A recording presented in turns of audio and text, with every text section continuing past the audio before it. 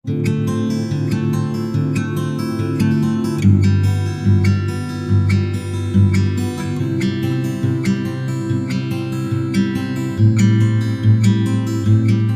मसीही भाई बहनों को यीशु के नाम में शालोम, प्रेज द लॉर्ड, जय मसीह की। यीशु द सेवियर मिनिस्ट्री और मैं प्रभु यीशु मसीह में आपका भाई जेम्स आप सभी का इस बाइबल अध्ययन कार्यक्रम में एक बार फिर से बहुत बहुत स्वागत और परमेश्वर का धन्यवाद करते हैं। मेरे प्यारे भाई बहनों, हम अध्ययन कर रहे हैं शमूएल की दूसरी पुस्तक का। एक छोटी सी प्रार्थना के साथ आज के अध्ययन को हम शुरू करेंगे। हालेलुया, धन्यवाद पिता परमेश्वर, धन्यवाद करते हैं आपके अद्भुत रीति वाले प्रेम के लिए जो आपने अपने इकलौते पुत्र को देकर हम सभी पर प्रकट किया। धन्यवाद करते महान पिता परमेश्वर आपके अनुग्रह, आपके महान प्रेम, आपकी तमाम आशीषों के लिए। धन्यवाद करते महान पिता परमेश्वर इस बाइबल अध्ययन कार्यक्रम के लिए जिससे हम आत्मिक रूप से आशीषित हो रहे हैं। और महान पिता परमेश्वर आज के अध्ययन में पवित्र आत्मा हमारी सहायता, मदद और अगुवाई करे, सत्य वचनों को ठीक रीति से सिखाए ताकि हम आपके ग्रहण योग्य बनने पाए और आपके राज्य के लिए इस्तेमाल हो सके। पिता परमेश्वर, और महान पिता परमेश्वर, सारी व्यवस्थाओं को, रिकॉर्डिंग किए जाने को, वचनों को समझने और समझाए जाने को, हर एक बात को पिता परमेश्वर हम आपके धर्ममय दाहिने और जोरावर हाथों में सौंपते हैं। आप हमारी मदद और अगुवाई कीजिए।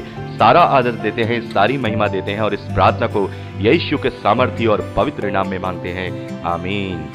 मेरे प्यारे भाई बहनों, अब तक हमने शमूएल की दूसरी पुस्तक में उसके 12वें अध्याय तक का अध्ययन किया था, जिसमें हमने देखा कि दाऊद अपने एक कैरेक्टर में वहां पर आया है और उसका जो चरित्र है व्यभिचार के कारण वहां पर गिर गया है। मेरे प्यारे भाई बहनों, हमने देखा कि दाऊद के अंदर लाख अच्छाइयां थीं, लाख वो मन का दीन था, लाख वो शत्रुओं से प्रेम करने वाला था, कृपा और भलाई करने वाला था, लेकिन एक उसके अंदर कमी पाई गई और वो है उसकी शरीर की अभिलाषा, और उसके कारण वो वहां पर गिर गया और उसने परमेश्वर के विरोध में कार्य किया। और मेरे प्यारे भाई बहनों, वहां पर हम देखते हैं कि परमेश्वर उससे क्रोधित हुआ और उसे दंड दिया, और जो पुत्र बतशेबा से उसे उत्पन्न हुआ था वो वहां पर मर गया है। लेकिन यहीं पर ही परमेश्वर का क्रोध शांत नहीं हुआ है। परमेश्वर जब मुंह फेरता है तो फिर परमेश्वर इस तरीके से जीवन में अपना उस व्यक्ति से मुंह फेर लेता है कि उसके जीवन में बहुत सारी उठापटक होती है। और अभी तक हमने देखा 11वें अध्याय से पहले जब तक हमने अध्ययन किया, वहां पर हमने देखा कि जो दाऊद का जो जीवन है वो बहुत ही स्मूथ तरीके से चल रहा था। जहां जहां दाऊद जाता था वहां वहां परमेश्वर उसके साथ जाता था। आगे से आगे बढ़कर परमेश्वर उसके लिए मार्ग प्रशस्त करता था और राजा दाऊद हर जगह जाकर के विजय प्राप्त करता था, हर जगह वो बच जाता था। शाऊल ने इतनी कोशिश की लेकिन उसके बावजूद भी वो वहां शाऊल के हमलों से बचता रहा। जगह जगह वो गया और वहां भी परमेश्वर ने उसे बचाया और उसके बाद उसे राजा भी बना दिया और उसने परमेश्वर के अनुग्रह की दृष्टि के अनुसार अपने जीवन को जिया। लेकिन यहां पर हम देखते हैं कि परमेश्वर ने उससे जो क्रोध किया है वो अभी उसका मन शांत नहीं है।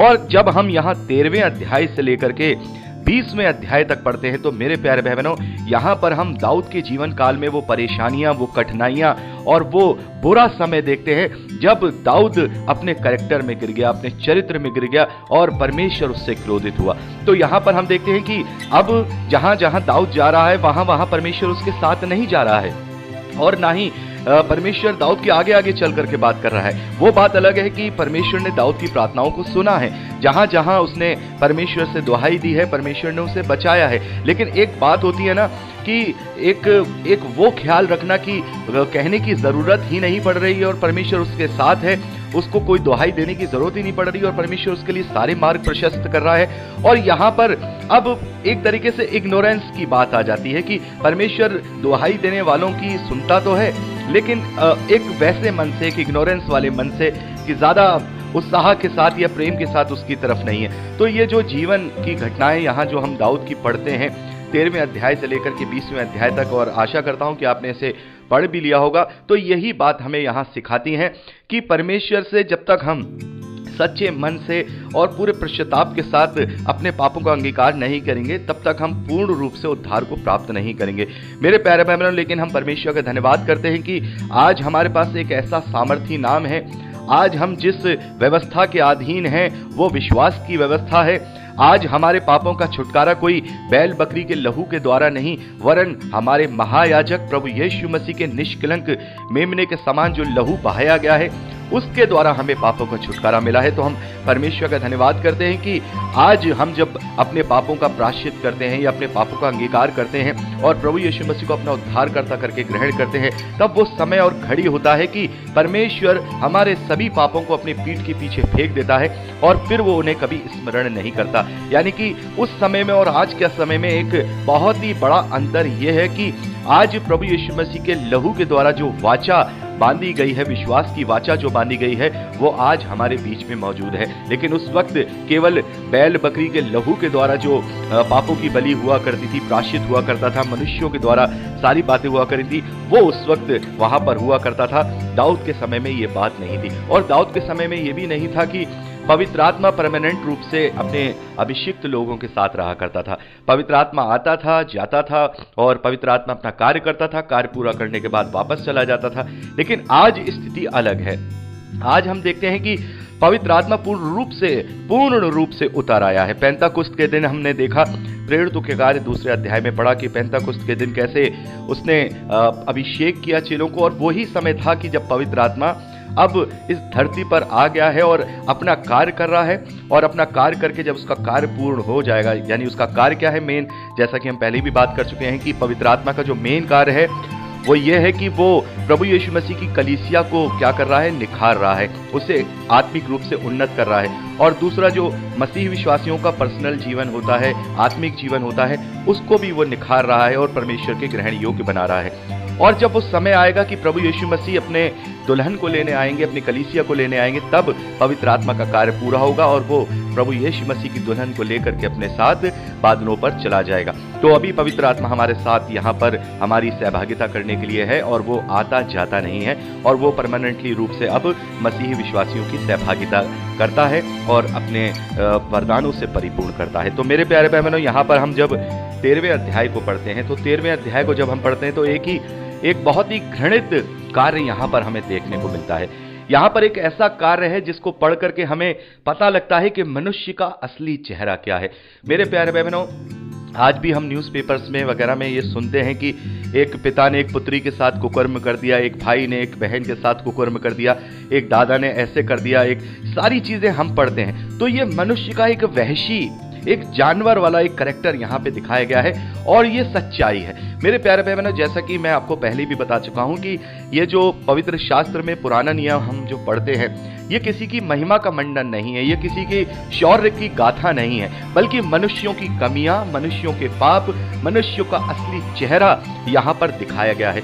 बहुत सारे लोग इसको समझ नहीं पाते हैं और इस प्रकार की घटनाओं को बाइबल में से उठा करके लाते हैं और कहते हैं देखिए बाइबल में तो ये सारी ही बातें जो है भरी पड़ी हैं। किसी ने बहन के साथ कुकर्म किया है, किसी ने बेटी के साथ कुकर्म किया है, किसी ने कुछ किया है, किसी ने कुछ किया है, लेकिन उन्हें ये नहीं पता है कि ये बाइबल की जो घटनाएं हैं वो इसी धरती की है, वो मनुष्यों में की ही हैं। बाइबल की ये घटनाएं स्वर्ग की घटनाएं नहीं है। पुराने नियम में ये जो कैरेक्टर हैं ये स्वर्गीय कैरेक्टर नहीं है, ये मनुष्य है, साधारण और पापी मनुष्य है। तो जो लोग ये कहते हैं कि बाइबल में ये सारी बातें लिखी हैं, तो उन्हें हमें ये जवाब देना है कि ये सब बातें मनुष्यों के बीच में की हैं, ये सच्चाई की बातें लिखी हुई है, इसमें कोई शौर्य गाथा नहीं लिखी। यहाँ मनुष्य का असली चेहरा दिखाया गया है कि मनुष्य इस प्रकार से गिरा हुआ है, मनुष्य इस प्रकार से पाप में पड़ा हुआ है, मनुष्य इस प्रकार से अपने कैरेक्टर में गिरा हुआ है। इसीलिए उसे जरूरत है एक उद्धारकर्ता की, जो कि प्रभु यीशु मसीह है। जरूरत है। बिना उद्धारकर्ता के, बिना पापों की क्षमा के हम वहां तक नहीं पहुंच सकते। दाऊद इस बात को भजन संहिता में कहता है कि परमेश्वर ने मुझे अभी तक वैसी सजा नहीं दी है जिसके मैं योग्य हूं। और जो दाऊद ने यहां पे किया है बत्शेबा और उसके हस्बैंड के साथ, उरिया के साथ, परमेश्वर ने अभी उसको वैसा दंड नहीं दिया है जिसके योग्य दाऊद था। वाकई में ही दाऊद इस योग्य था कि परमेश्वर उसे भस्म कर देता उस वक्त, क्योंकि उसने जो पाप किया था वो घृणित पाप किया था।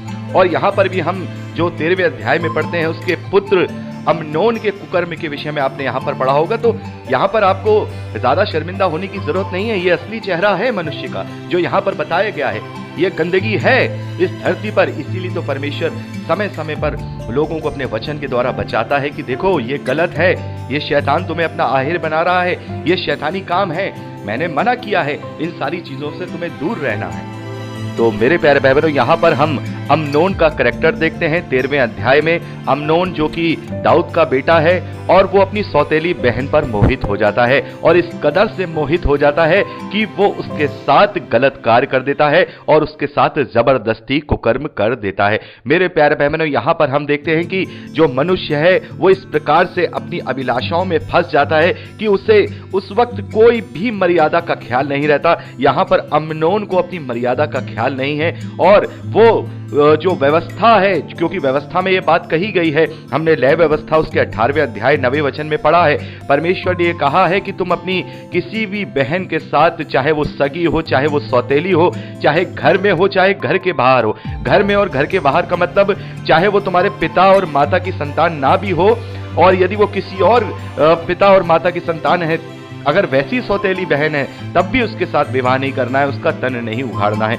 उसके बावजूद यहां पर अम्नोन परमेश्वर के विरोध में कार्य करता है। यहां पर वो घृणित रूप से अपनी सौतेली बहन के साथ कुकर्म करता है, जबरदस्ती कुकर्म करता है। और यहां पर हम देखते हैं कि उसकी जो बहन है जिसका नाम तामार है, वो उससे काफी बचने की चेष्टा करती है, काफी कोशिश करती है बचने की कि मैं किसी भी तरीके से यहाँ इससे बच जाऊं। और हम यहाँ पर ये भी देखते हैं 13वें अध्याय को जब, माफ कीजिएगा, 13वें अध्याय 13वें वचन को जब आपने यहाँ पर पढ़ा होगा तो यहाँ पर जो तामार है वो उसको इस बात की दुहाई देती है कि मैं अपनी नामधराई के लिए कहाँ जाऊंगी और तू इजरायलियों में एक मूढ़ गिना जाएगा। तो मेरे प्यारे बहनों, अम्नोन इजरायलियों में मूढ़ यानी मूर्ख यानी परमेश्वर का विरोधी गिना जाएगा। और ये बात है, वो गिना जाता है, उसको कोई अच्छा कैरेक्टर नहीं माना जाता, बहुत ही गंदा और बहुत ही व्यभिचारी कैरेक्टर उसे यहाँ पर माना जाता है। यहाँ पर वो एक बात जो कहती है तामार, उसको पढ़ करके आपको लगा होगा कि यहाँ पर क्या माजरा है। यहाँ पे लिखा है कि और तू इजरायलियों में मूढ़ गिना जाएगा, तू राजा से बातचीत कर, वह मुझको तुझे ब्याह देने के लिए मना ना करेगा। परंतु उसने, अम्नोन ने तमार की एक ना सुनी और ताकतवर होने के कारण उसके साथ जबरदस्ती कुकर्म करके उसे भ्रष्ट किया। तो यहाँ पर जब आपने इस वचन को पढ़ा होगा तो आपको कुछ कंफ्यूजन हुआ होगा कि यहाँ पर तमार क्या कह रही है कि दाऊद से बात करो, वो हमारा विवाह करा देगा। तो क्या विवाह हो सकता है? क्या सौतेली बहन के साथ विवाह हो सकता है? बिल्कुल भी नहीं हो सकता। व्यवस्था के अनुसार किसी भी प्रकार की जो बहन है उसके साथ विवाह नहीं हो सकता, चाहे वो घर की हो, चाहे बाहर की, सौतेली हो, चाहे सगी। तो यहाँ पर तामार ने फिर इस प्रकार की बात क्यों की है? तो यहाँ हम ये देख रहे हैं कि तामार उसको हर तरीके से समझाने की कोशिश कर रही है। वो कोशिश कर रही है किसी भी तरीके से इसका ये वहशीपन, इसका ये जानवरपन जो ये दिखा रहा है, कहीं तो उसका दूर हो जाए, कहीं तो ये मुझे आज छोड़ दे ताकि मैं यहां से निकल जाऊं। तो वो इस प्रकार की बातें उसको समझाने के लिए कर रही है और वो उसे समझाने की कोशिश कर रही है कि चलो हम बात कर लेंगे तो हम इस तरीके से हो जाएगा। और इसीलिए वो यहां पर कर रही है क्योंकि उसका जो मेन मोटिव ये है कि वो वहां पर अम्नोन के हाथों से बचना चाहती है। और मेरे प्यारे भाई बहनों, आपने एक और बात यहां पर 15वें वचन से आगे पढ़ी होगी। यहां पर लिखा है जब अम्नोन ने उसके साथ कुकर्म कर दिया, तब यहां लिखा है तब अम्नोन उससे अत्यंत बैर रखने लगा, यहां तक कि यह बैर उसके पहले मोह से बढ़कर हुआ। तब अम्नोन ने उससे कहा, उठकर चली जा।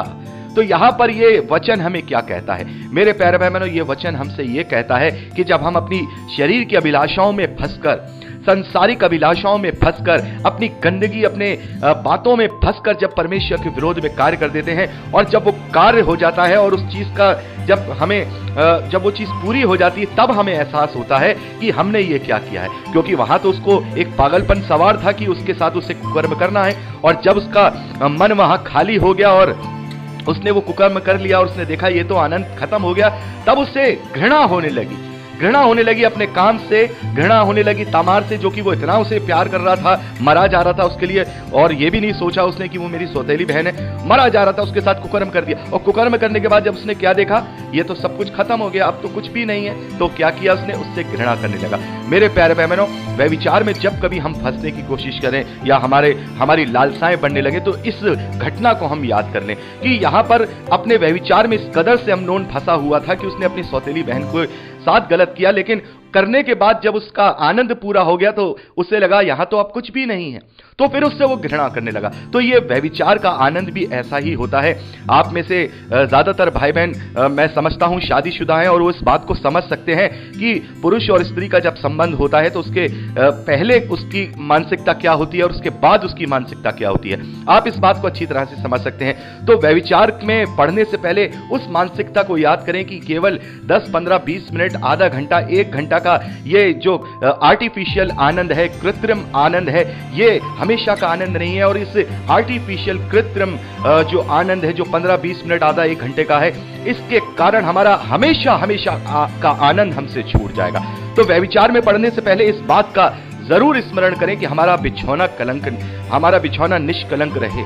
इस बात का ध्यान रखें, क्योंकि जिस चीज के लिए हम जा रहे हैं, ये बहुत जिसका समय पीरियड बहुत कम है, उस चीज के लिए हम अनंत जीवन की चीज को खो रहे हैं। यदि ये एनालिसिस हम अपने आप से कर लेंगे तो निश्चित तौर से हम अपनी शरीर की अभिलाषाओं से बच जाएंगे। यहां पर अम्नोन ने करने के बाद क्या हुआ? अम्नोन ने ये तो नहीं कहा हाँ मेरे पास आ जा, आप मेरे पास बैठ जा, क्योंकि अगर उसका ऐसा रिश्ता नहीं होता तो शायद वो उस तरीके का उसके साथ व्यवहार नहीं करता। अम्नोन उससे ये नहीं कहता चली जा यहां से, क्योंकि अब उसे घृणा आ रही होगी, क्योंकि अब वो पागलपन उसका दूर हो गया, वो नशा उसका उतर गया। अब उससे घृणा आ रही है कि ये मैंने क्या कर दिया। इस घृणा में आकर के वो अम्नोन तामार से कह रहा है कि चली जा। तो यही बात होती है कि जब हम उस कार्य को कर देते हैं, उसके बाद हमें यह पछतावा होता है कि हमने ये क्या कर दिया है। लेकिन तब तक हम अपनी आत्मिकता खो चुके होते हैं, तब तक हम अपने उद्धार से कोसों दूर हो चुके होते हैं और हम पाप के दलदल में जा चुके होते हैं, उसमें गिरफ्त हो चुके होते हैं। तो यहां पर हम देखते हैं इस प्रकार का ये वर्णन है। और जो उसका तामार का जो सगा भाई था, दाऊद का दूसरा बेटा जो दूसरी पत्नी से था, उसका नाम अबशालोम है। जब उसे ये बातें पता चलती हैं तो वो अंदर ही अंदर अम्नोन से घृणा करने लगता है, उससे बदला लेने की कोशिश करता है, क्योंकि उसकी तो वो सगी बहन थी, लेकिन अम्नोन की वो सौतेली बहन थी। आपको ये समझना होगा, जो अबशालोम है उसकी सगी बहन तामार थी, और जो अम्नोन है वो दूसरी पत्नी से था, और वो अपनी सौतेली बहन के साथ इस तरीके का करता है। तो यहां पर हम देखते हैं कि अबशालोम जो है वो पूरी रीति से अम्नोन के खिलाफ हो जाता है, उससे घृणा करता है, उससे अपना बदला लेने की कोशिश करता है। तो मेरे प्यारे भाई बहनों, इस प्रकार से हम यहाँ 13वें अध्याय पहले वचन से लेकर के 22वें वचन तक इस घृणित घटना को देखते हैं जो कि अम्नोन के द्वारा हुई है।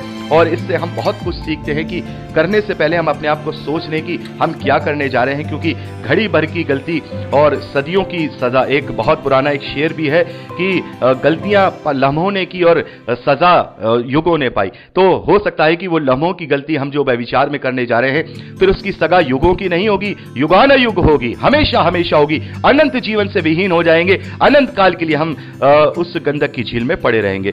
मेरे प्यारे भाई बहनों, आगे 23वें वचन से लेकर के लास्ट 13वें अध्याय के 39वें वचन तक हम देखते हैं कि जो तामार का सगा भाई अबशालोम है वो अपना प्रतिशोध लेता है, वो अपना बदला लेता है। मेरे प्यारे भाई बहनों, जैसे कि प्रभु यीशु मसीह ने कहा है कि तुम अपना पलटा ना लेना, तो यहां पर हम देखते हैं कि उस समय में लोग अपना पलटा लिया करते थे, और यही वो बात है। अब यहां इस पलटे से ही दाऊद की परेशानियां शुरू हो जाएंगी, इस प्रतिशोध से ही दाऊद के शासन में अब कठिनाइयां शुरू हो जाएंगी, क्योंकि परमेश्वर ने उससे अपना मुंह फेरा हुआ है। वो बात अलग है कि परमेश्वर ने उसे त्यागा नहीं है, परमेश्वर ने उसे छोड़ नहीं दिया है, लेकिन फिर भी परमेश्वर अब उसके आगे आगे चल करके कार्य नहीं कर रहा, उसके मार्ग प्रशस्त नहीं कर रहा। यहां पर हम देखते हैं कि अब शालोम अपने प्रतिशोध की ज्वाला में पूरी तरह से जो है भरा हुआ है, और वो अब अपने सौतेले भाई अम्नोन को मार डालना चाहता है। उसकी वो युक्ति करता है, क्योंकि उसने उसकी सगी बहन के साथ गलत कार्य किया है। न केवल सगी बहन के साथ उसकी गलत कार्य किया है, बल्कि वो अम्नोन की सौतेली बहन भी है।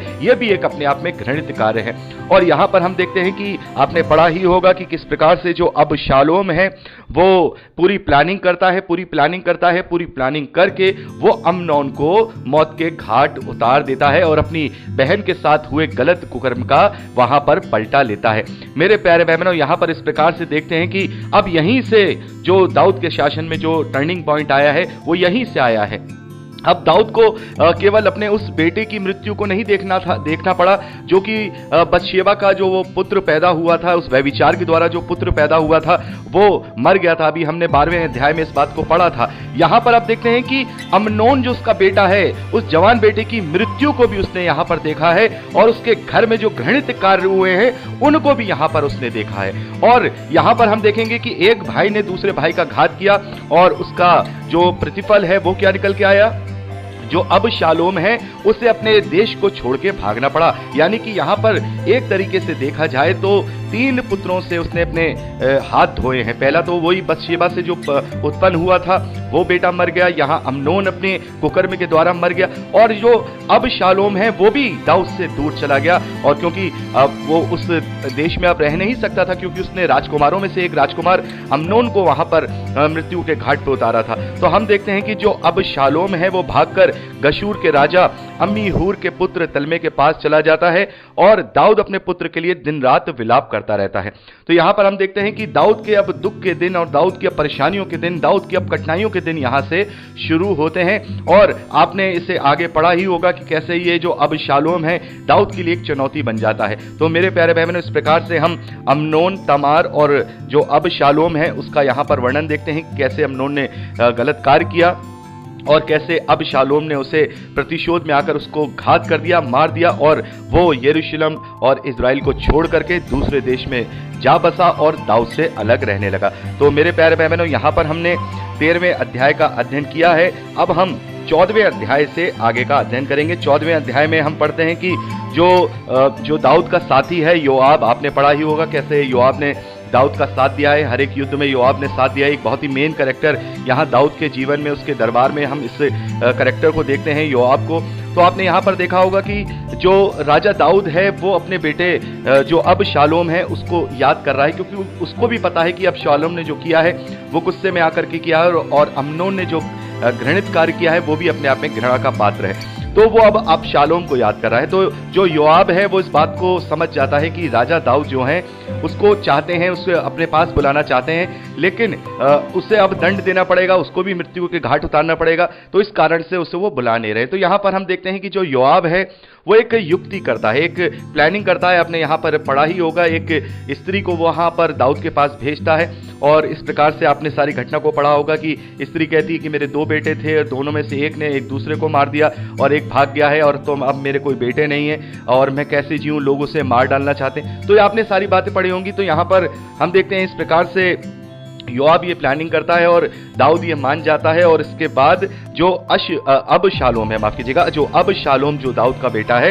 वो वापस आता है। आपने यहाँ पहले वचन से लेकर के आपने 24वें वचन तक पढ़ा होगा कि अब शालोम अपने घर वापस करता है, वो यरूशलेम में आ जाता है। लेकिन आपने यहाँ पर देखा होगा, अपने 25वें वचन से लेकर लास्ट 14वें अध्याय के आपने यहाँ पर 33वें वचन तक पढ़ा होगा कि दाऊद ने उसकी जो शक्ल है वो नहीं देखी थी, यानी कि दाऊद उसके सामने कभी नहीं आया, दाऊद ने उसे अपने सामने कभी नहीं बुलाया।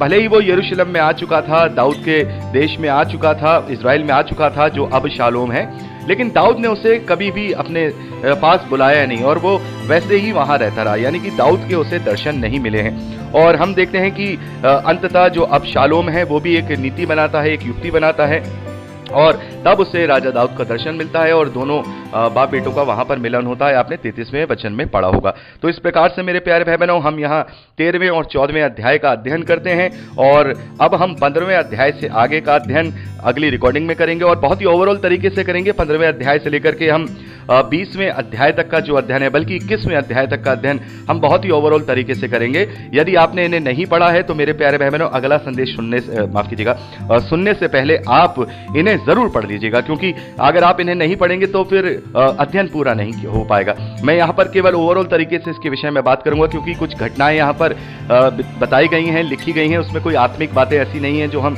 डिस्कस करें। आप केवल पढ़कर ही इन्हें समझ सकते हैं। कुछ इंपॉर्टेंट बातें हम ओवरऑल तरीके से अगले रिकॉर्डिंग में करेंगे। 15वें अध्याय से लेकर के 21वें अध्याय तक जरूर पढ़ लीजिएगा। प्रभु आपको आशीष दे। Praise the Lord.